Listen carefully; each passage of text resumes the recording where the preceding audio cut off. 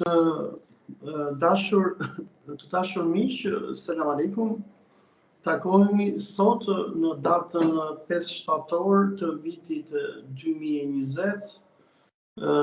Dje ka qenë një ditë e llaftarshme për ne shqiptarët, pasi presidenti budalla amerikan Trump së bashku me fanatikët evangelistë që ka rreth e qark vetes, I imponoi Kosovës një marrëveshje shumë të turpshme, ku Kosova do të vazhdojë që të ekzistojë si një koloni e Serbisë, edhe në anën tjetër Kosova bëri një hap shumë domethënë tragjik për të ardhmen e saj, duke pranuar që të njihet nga Izraeli dhe çuar ambasadën e saj në Jeruzalem. Sot, që është data 5 shtator, është dita e një marrëzie tjetër. Sot është dita e shenjtërimit të Nën Terezës. Dhe për ju që ndiqni këto media tona, you are fine, Aroup, just stay where you are. And dhe sot domethënë, nëse ndiqni media tona, e gjithë politika shqiptare domethënë, përveç marrëzisë dhe babëzisë që bëri dje me fatin e Kosovës, sot feston ditën e Nën Terezës, të cilën edhe kanë shpallur shenjtore kombëtare. Tani, me mua sot është një person shumë I veçantë, një miku im të cilin edhe e kam takuar personalisht në Londër, Dr. Aroup Chatterjee.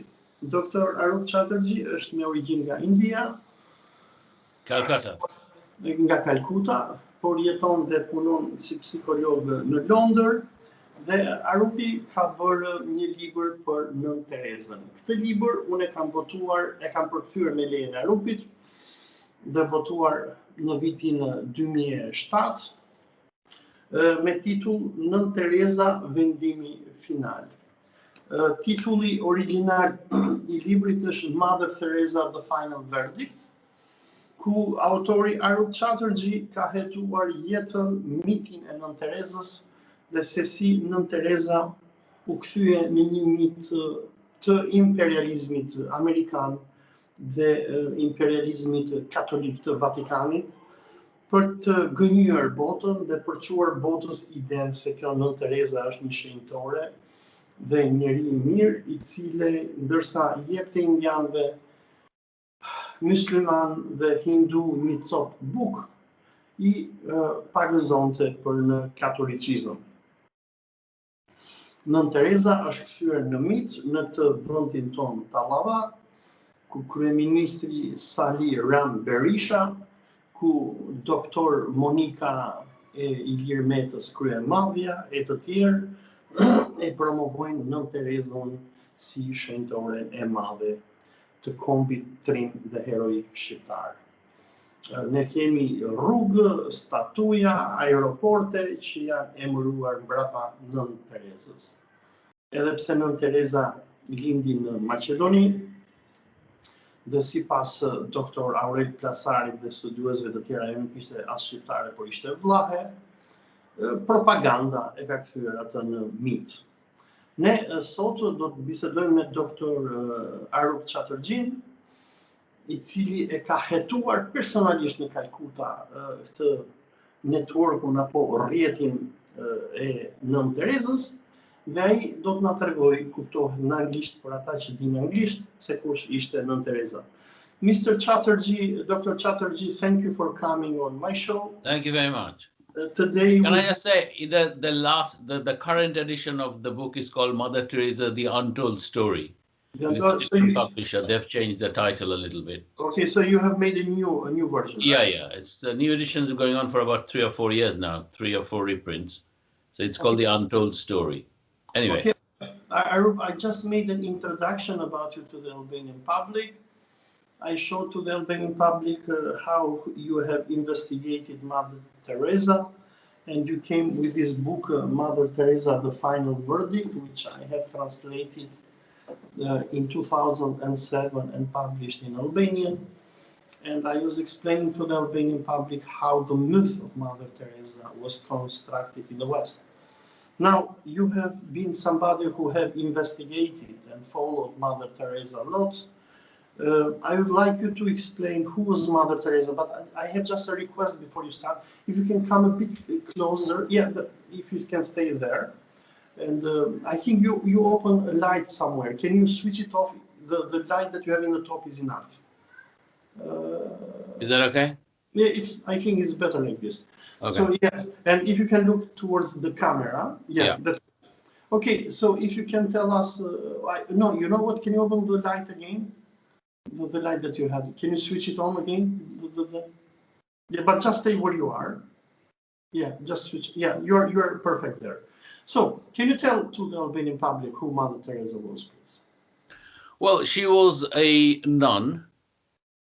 She was born in what is currently Macedonia, but she was ethnically Albanian Catholic. She was stateless as a child. Her family became stateless, so she lived in Ireland for a while. And then it was quite common for Irish missionaries to come to India to live there. So she came to India, and Calcutta was the biggest and most prosperous and thriving city of Asia, except for Tokyo at the time. In the whole of Asia, it was the premier city. So everybody wanted to come to Calcutta to live, whether missionaries or business people or academics.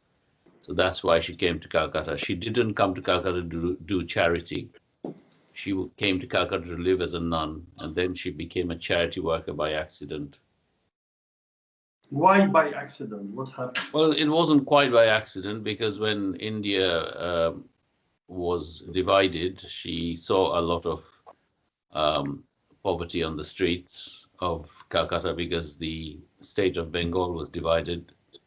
And then the main reason for her becoming a nun was because she was subjected to a lot of racial abuse and racial prejudice by the blue-eyed Irish and European nuns of the Loreto order, where she was. It was very hierarchical and extremely. There was a huge class system in that order.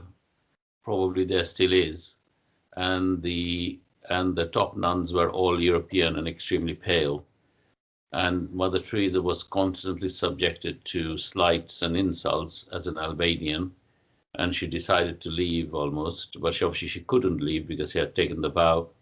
Then she chose to become a charity worker.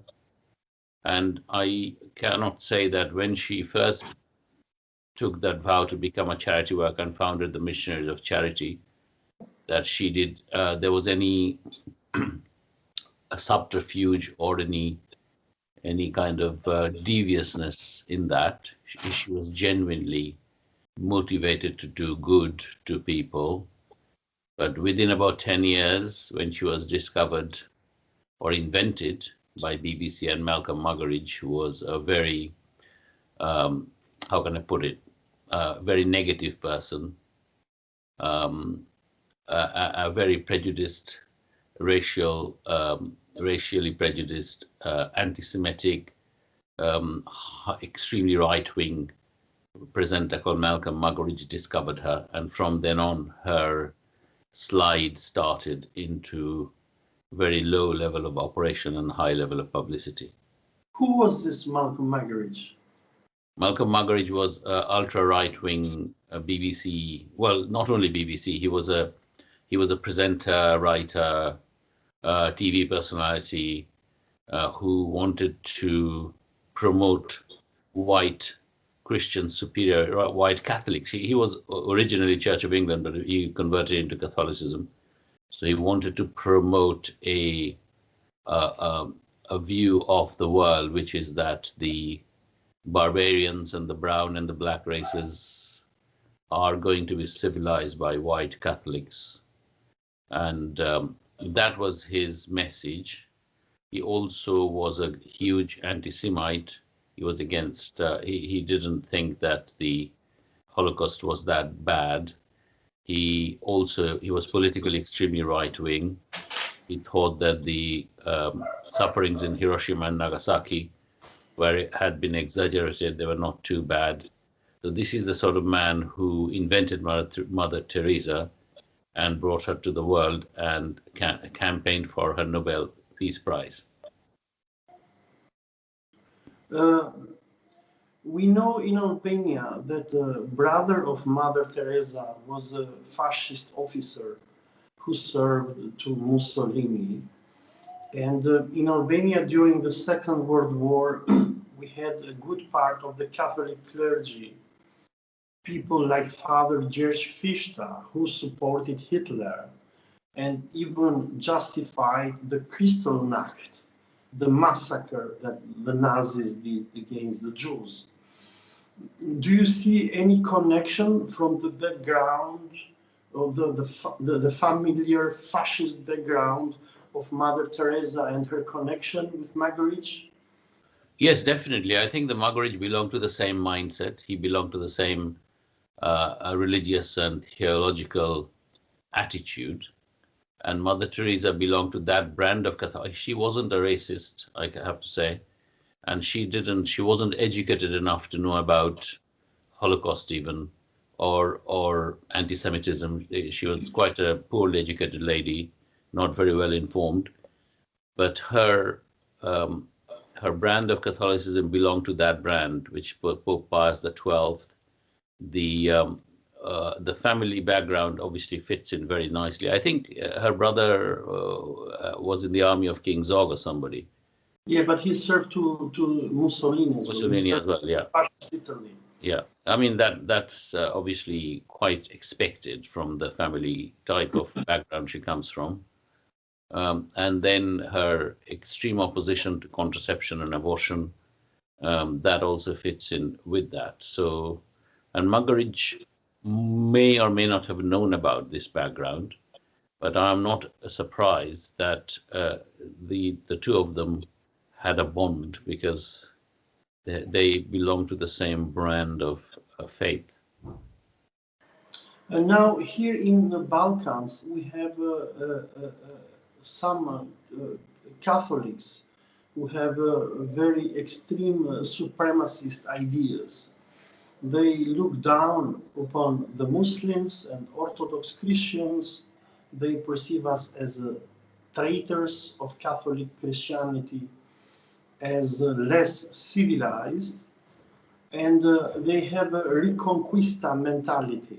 Indeed, indeed. For example, we have many top Catholic clerics in Kosovo, Pristina, the people who, after the NATO invasion of Kosovo, the first thing that they did is they built a huge cathedral in center of Pristina, because Catholics in Albania and Kosovo, they are mainly highlanders. They are not people from the cities. So they descend from mountains to the towns. And we have many Catholics, because Mother Teresa was turned into a myth of Albanian nationalism by the Vatican in the 1990s, after the fall of communism. And many of the people who back her myth, they have right-wing fascist ideology. They praise many Nazi collaborators, many Catholic priests in Albania, people like Anton Harapi or people like George Fischta, people who openly praised and prayed for Mussolini and Hitler. And these very same people have picked up the myth of Mother Teresa in order to transform her into a kind of national hero of Albanian nationalism. These myths are very dangerous for our multicultural existence and religious tolerance between different religions. I wanted to know something about the views of Magarić and, if possible, about the work of Mother Teresa in India. Did she harm the community of Calcutta with her work and her conversions into Catholicism? Okay, don't forget that Cardinal Stepinac of Croatia, he has been beatified. He personally congratulated the Ustasha regime for killing non-Catholics, and there are many. And this is what until Pope Francis, this was the Catholic Pope. All the popes until this particular Pope had been extremely right-wing and vicious and completely against any kind of multi-religious understanding. So I'm not surprised that in Albania and Kosovo, there are these Catholic top brass who are openly supporting Nazi ideology. Muggeridge almost openly supported Nazi ideology. He was he never said anything against Hitler. He even wrote a book called Winter in Moscow, where he was very critical of the Jewish. This was a work of fiction, but the Jewish hero is portrayed in a very negative light, as if it was his fault that the Jews' fault that the pogroms and the Holocaust happened. That was his kind of view. But leaving Muggeridge aside and moving forward, if I go to Mother Teresa's work in Calcutta, it was minuscule. It is probably 1/1,000,000th of what people think that she did. She was an unseen and almost unknown figure in her lifetime, although her recognition has increased a lot since her death, because as you might understand, being Albanian, Indians have the same mindset that if somebody is being treated as a celebrity in the West, she must be great.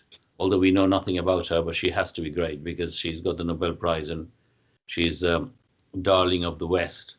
Calcutta has been harmed incredibly because of her association. As I said, until the 1960s, even early 70s, Calcutta was a premier city of Asia. In the 19th century and early 20th century, it was the most prosperous and most recognized city of whole of Asia, barring Tokyo. And from then, it's become a laughingstock and a city of derision and a metaphor for poverty and squalor. Because Mother Teresa never did much for Calcutta, she didn't have any converts. Calcutta has a very low number of Christians or Catholics. Indeed, the number of Catholics, the percentage of Catholics or Christians in Calcutta is lower than the national average. However, in order to get brownie points from Catholic Church and to get brownie points for herself, Mother Teresa used to convert the dying people who were unconscious or semi-conscious. So until I have got the video for that one, if you want. Until 1992, she had converted like that surreptitiously, secretively, 29,000 people who were semi-conscious, and she said that herself in a private video in a hospital in California to a group of doctors and nurses. So this was her contribution to Calcutta. Secretive conversion of people who are not able to give consent. That's extremely important. How low can you sink? And not doing much charity at all, and ruining the city's reputation for 200 years to come. Was this some kind of spiritual torture that she was doing on dying people? Yes, definitely. She wouldn't let the Hindus and Muslims, who are the majority of people in this so-called home for the dying, which was a dire warehouse of only about 90 people at the most. It wasn't very big, contrary to what the world thinks. There was very few people there. Hardly any were Christians. They're mostly Hindus and Muslims, and she would not let them practice their own faith, even when they were very ill. Sorry, Ophelia, I'm extremely busy at the moment. Why? Oh my God. Okay. Okay. Yes. Sorry. It's okay. So, where was I? You were showing to us the activities of Mother Teresa. Oh yes. So she wouldn't allow people who are Muslims and Hindus who are in her institutions to practice their own faith. She would ban the practice of Hinduism and Islam. So Muslims would not be allowed to pray to No. Allah when they were in her institution? No. Oh my God. Yes, definitely. Even when they were dying and when they were desperate. So she didn't allow Muslims to No. wash their janazah, to make Absolutely not. There's no question of that. Even their children, if they had children and if they knew that the children were Muslims or Hindus, they would be stopped. If a Hindu person would bring a picture of a god or a goddess, the nuns would immediately remove it. And she told this lie many times that people who died in her homes, she made sure that the Hindus got a Hindu funeral and the Muslims got a Muslim funeral. Absolutely untrue. She didn't undertake any funeral herself. She used to give the bodies over to the Corporation of Calcutta, who used to cremate all the bodies. Oh, really? Yes, she had absolutely no part in the final rites of those people because that would be too expensive for her. So she just handed the bodies over. Who was paying her?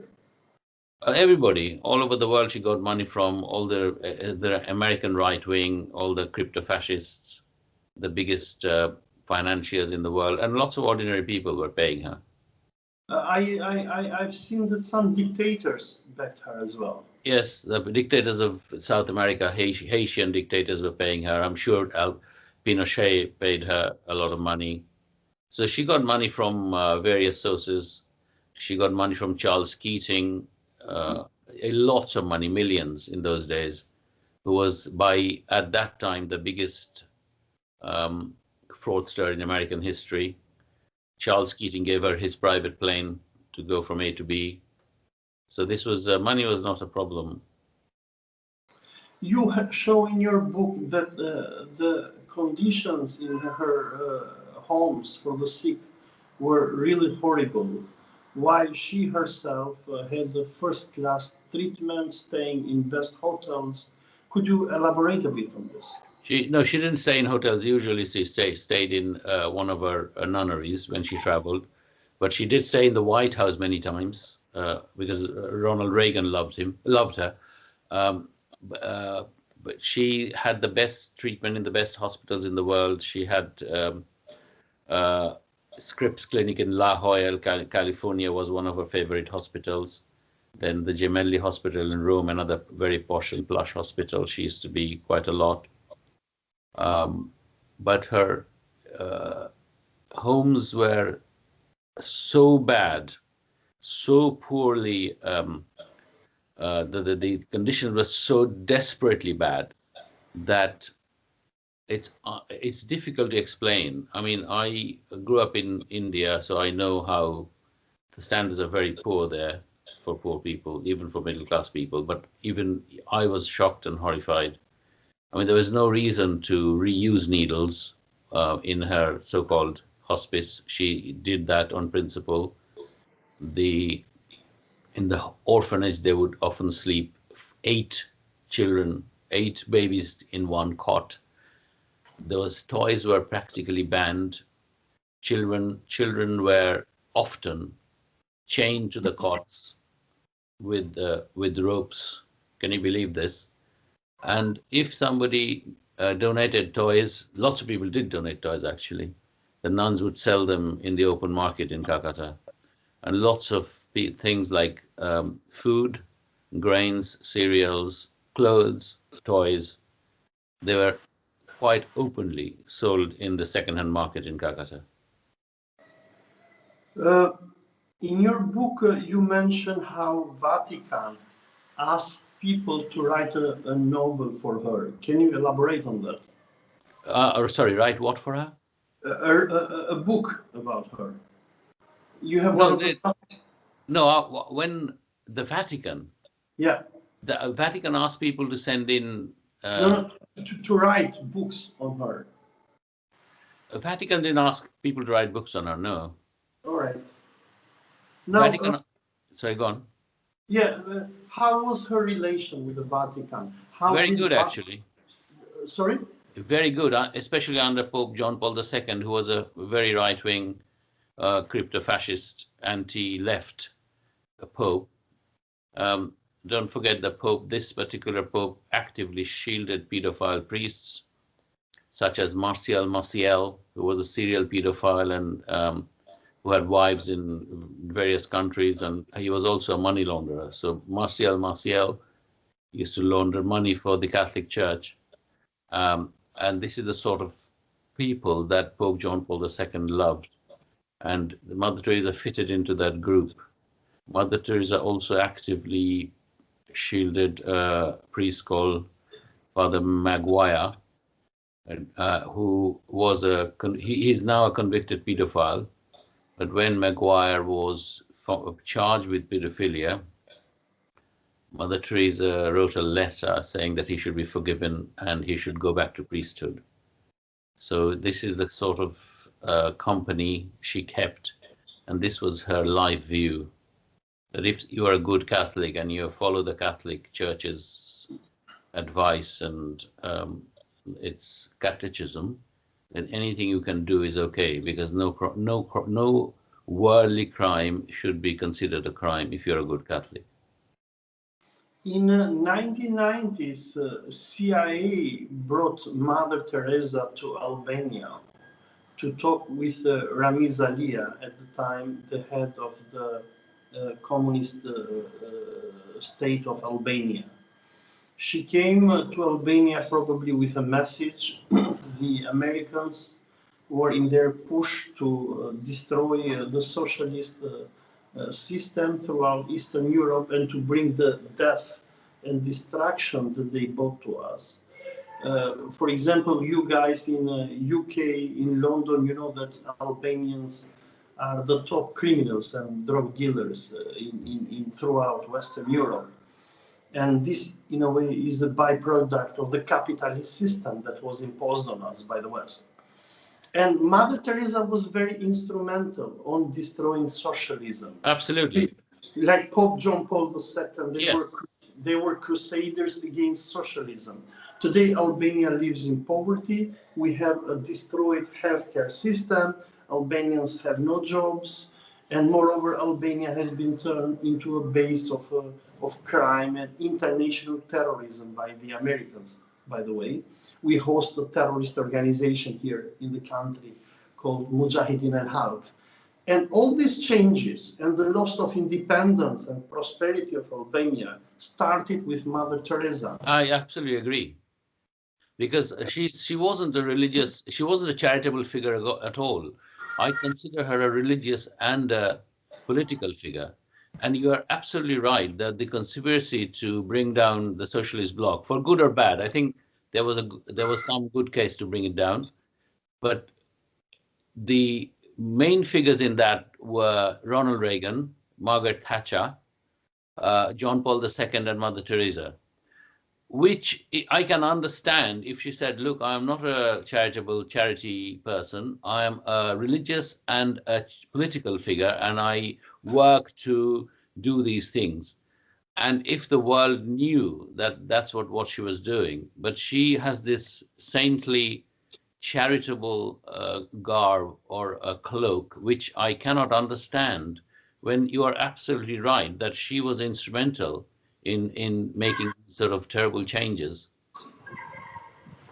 In 1990s, I was 13 years old. And in that time, I remember in Tirana how we were gathering at the house of one of my relatives.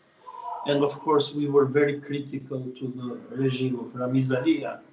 And we remember in the time that Mother Teresa came in a way even to justify the regime of Ramiz Alia. But then what came later was that the massive destruction of socialism in Eastern Europe was accompanied with the myth of Mother Teresa and her nuns who are there to give food to the poor. So what Western capitalism did to us with the myth of Mother Teresa, in one side, they destroyed our economy, our self-reliance, our jobs. And on the other hand, they were showing to the Albanians that, look, you have this good lady who is going to give you a sack of a piece of bread because Bread, yeah. we destroyed your economy, we destroyed your farms, we destroyed your economy, we destroyed your factories, you no longer have jobs, but you still, you see, you have this Christian mercy who is coming and will give you a piece of bread. Exactly what she did in India, and the message and the myth that was constructed on her, on showing to the poor who live under capitalist oppression that while we cheat and steal and destroy you, we have this lady who comes and gives you a piece of bread in our name. Well, yeah, but in India, the message wasn't that. The poor didn't get the message because she didn't give many bowls of rice or soup to the poor in India, but the rich in India and the middle class and the upper middle class obviously got the message. The wealthy in India are quite Christianized anyway. They look up to the West and they think West is best in every way. So, and Mother Teresa obviously reinforced that message. Although she didn't do much or anything at all in Calcutta, but her message spread all over the world that, look, this Indians are hopeless, useless people who can't look after themselves. And this particular lady who is a Catholic, white Catholic, she is doing everything for everybody in a desperate Indian city called Calcutta. And this is such a great story that hundreds of millions of people all over the world, in China, Japan, Indonesia, they all obviously were very impressed. And I'm sure she helped a lot of conversions and a positive message, a false positive message for the Catholic Church. And I agree with you that in what she done in your country is connived and collaborated with fascists and CIA to make Albania a very disturbing, dystopian place, and which is still continuing. And she is partly responsible, I have no doubt, for this crisis to continue in that area and this conflict. The Vatican, after the fall of communism, of course, by using the myth of Mother Teresa as well, has been very successful on converting top Albanian elites. For example, sorry, top Albanian elites. Really? Rulers. Yeah. I didn't know that.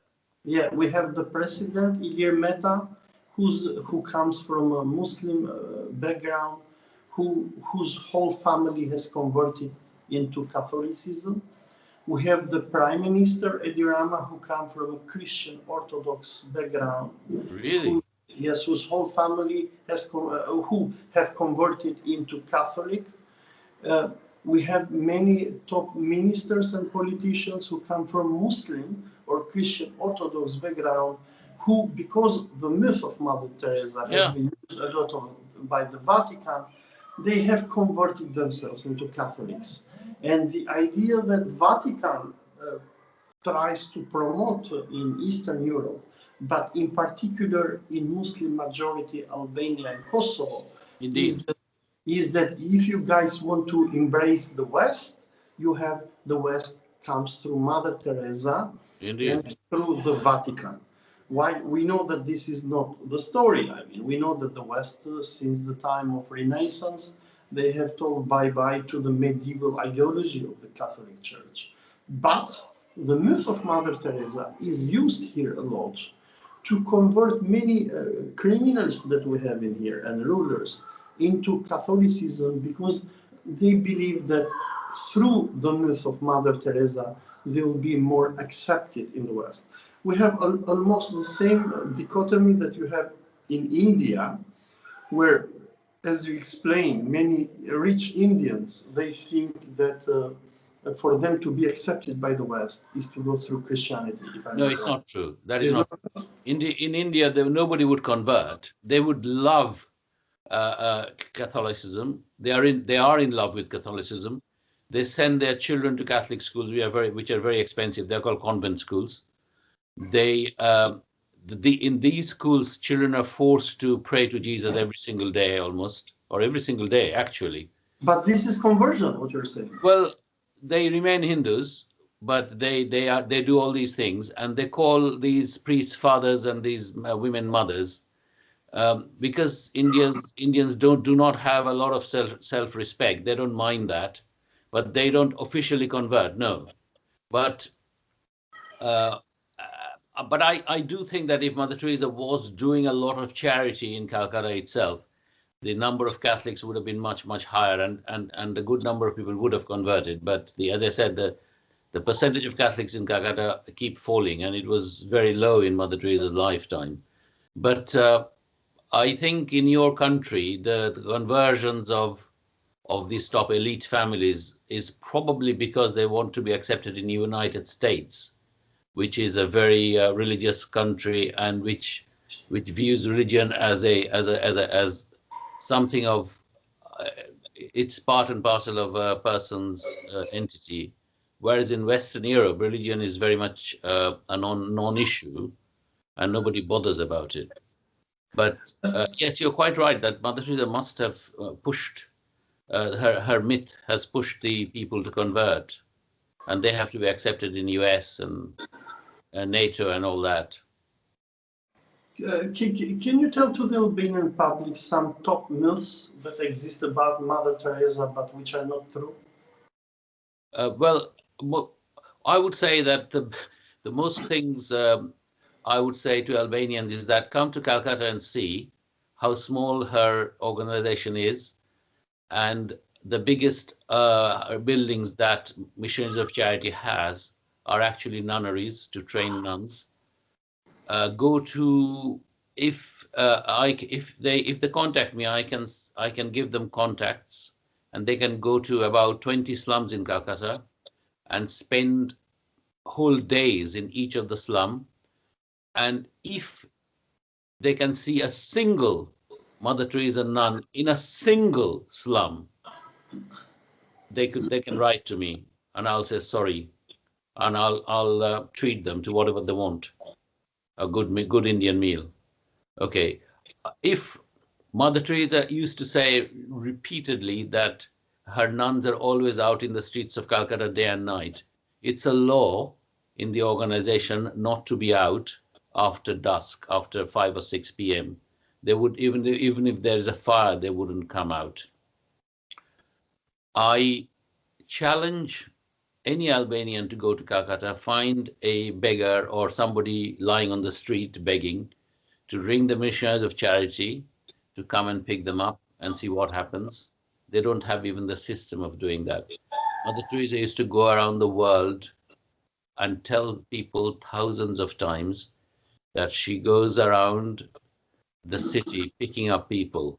That's a complete and utter lie. This is what she said in her Nobel Prize speech as well, that she picked up so many thousands and thousands of people. They don't pick up anybody because they don't have the infrastructure. Mother Teresa used to say repeatedly that she fed 7,000 people in Calcutta every day. She fed about 150, if that, probably 3 times a week. And currently, I don't think they feed anybody. Mother Teresa used to say repeatedly that her doors are never shut. They don't refuse anybody. They refuse everybody. It's if you're an orphan or a very poor person, it's almost impossible to get help from them. If you're an orphan, the parents have to hand over the rights of the baby to get any help, so that the baby can be sold into the West, into a Catholic family.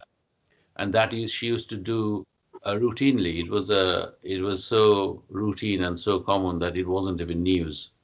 In 2017-18, the sale of babies erupted in the Indian media, and also in BBC took it up as well, at how prevalent the sale of orphans and babies was in Mother Teresa's homes. So this is the sort of things that she used to do. She was a thoroughly corrupt, extremely devious person.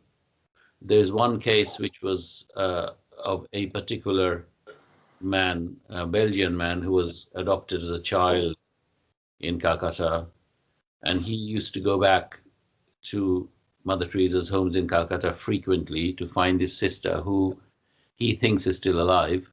And then he realized that everything about him was falsified, and he was sold to a Catholic couple in Belgium, both him and his sister. for $100,000 rupees each. It was a lot of money in those days, in 1994. So this is the sort of thing I want to tell Albanians that Mother Teresa used to do. Also, the care of babies was absolutely dire. She didn't even need to buy proper baby milk or baby food for her babies and children. She used to get free milk, so-called milk, called monidine. Called Belgo milk the company is called Belgo milk and the milk is called monidine. And they used to give babies this particular product, which is extremely harmful. And I must have killed a few babies as well. So she had no interest in treating people well, even with minimum decency. So I really am quite shocked and traumatized when people think that she was so charitable. Can I say something also here? Sure. I have to say that I do not blame the Western imperialism or Western media for her mythological status to have happened. I blame Indian people and Indian media. Indian people are very spineless. They cannot think for themselves, and they are inherently in awe of Western power and media. That's why they're never challenged. Currently, the situation is a bit toxic the other way. Now the Hindu nationalism is very strong. So the Mother Teresa is now not as popular as she was before, but not for the right reasons. Now the Hindu nationalists are very much against her. But I would like her criticisms to come from a rational left liberal or centrist viewpoint rather than this Hindu nationalist fundamentalist viewpoint. She was a toxic, extremely divisive and non-charitable person. And we in India need neutral analysis of her, not from a right-wing Hindu nationalist view. She's very lucky that during most of her glory years, the government of India was a communist government which was deeply secular, so they wouldn't criticize her. They didn't like her, actually, I have to tell you this. They really disliked her, but they wouldn't openly criticize her. And now the government is also ultra-secular, the state government I'm talking about. I call it aggressively secular, which is not which is a party which is constantly fighting with the central government. The Congress, is it Congress? No, it's BJP. Congress is finished, but the state government is Trinamool Congress, which is not Congress, but it is very powerful in the state, and it's very pro minorities, both Christian and Muslim. So Missionaries of Charity is very lucky in that respect, that all through their existence almost, they had very sympathetic governments in the state of West Bengal looking after them.